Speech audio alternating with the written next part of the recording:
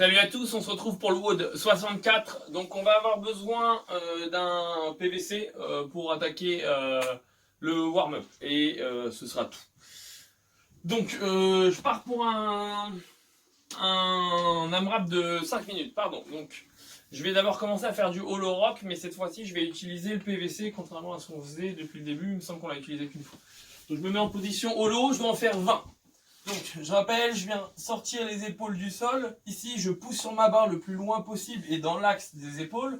Ici, et je viens faire un dos rond en bas. Au niveau de la zone des lombaires, je tends les jambes et je me laisse rouler. Donc, 20 fois ici. Quand je fais mes 20 hollow rock, derrière, j'ai 20 jump over. Donc, j'utiliserai le PVC que j'ai utilisé juste avant. Et je vais sauter 20 fois de chaque, 20 fois au total de chaque côté. Donc, 10 fois à droite puis à gauche. Ensuite, je récupère à nouveau mon PVC et je vais faire 20 Superman avec mon PVC. Donc, hop, j'utilise.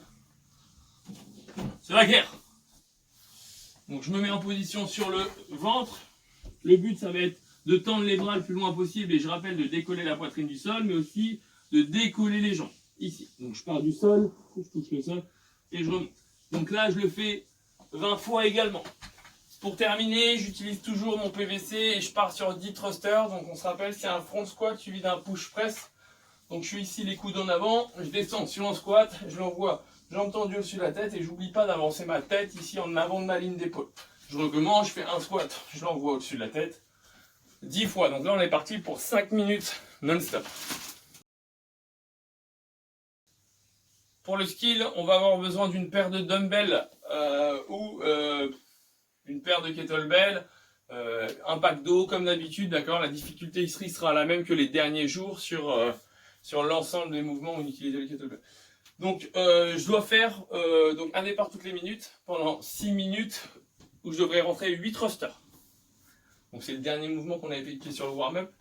Donc avec les dumbbells, je récupère mes dumbbells, dès que ça bip, hop, je viens les épauler, je descends sur un squat, je les envoie au-dessus de la tête, bras tendus, jambes tendues, et je recommence dans la foulée. J'enchaîne. Pour le Metcon, on va encore avoir besoin d'une paire de dumbbells. On va avoir besoin également de votre corde à sauter pour ceux qui ont la corde à sauter. Donc, pour les RX, on commence, on aura 30 double under à faire. Donc là, pardon, le format du Metcon, c'est un AMRAP qui est de 13 minutes. Donc, pour les RX, on aura 30 double under à faire, donc corde à sauter, on se rappelle. Pour les intermédiaires, on en aura 15 double under. Pour les scale 1, on aura 60 single under. Pour les scale 2, 45. Et pour les scale 3, on en aura 30. Si jamais j'ai pas ma corde à sauter, je ferai des jumping clap ou double clap en fonction de ce que je souhaite travailler. Donc au nombre de 30, quoi qu'il arrive. Et ça me permettra de choisir les difficultés en fonction des poids que je retrouve derrière. Donc je fais ma corde à sauter.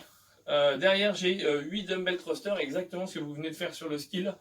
Donc si j'ai pas pour les RX, donc double kettlebell ou double dumbbell. Pour les intermédiaires, un seul kettlebell ou un seul dumbbell. Donc n'oubliez pas d'alterner à chaque fois que vous faites un mouvement. Un thruster, boum, je change de main. Un thruster, je change de main.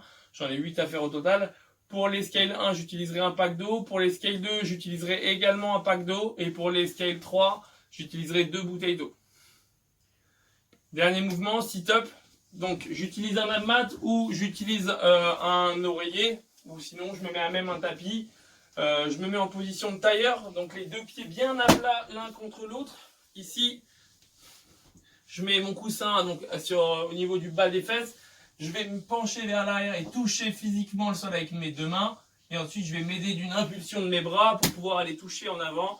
Il faut absolument que votre ligne d'épaule, elle passe toujours devant votre ligne de hanche, c'est ce qui vous permettra de valider votre rep sur le standard.